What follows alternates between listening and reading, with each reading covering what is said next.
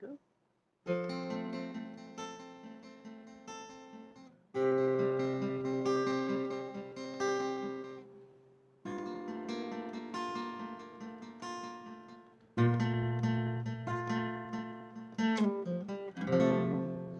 So this is make room.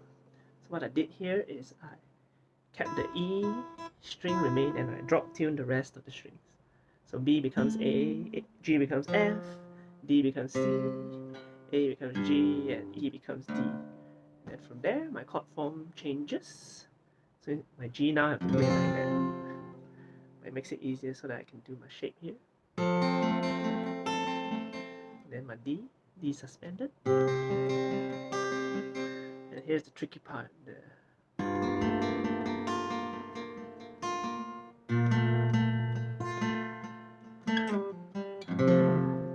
So actually this is in the key of F because I drop tuned it. So if you need, you can capo it up to the key that you want.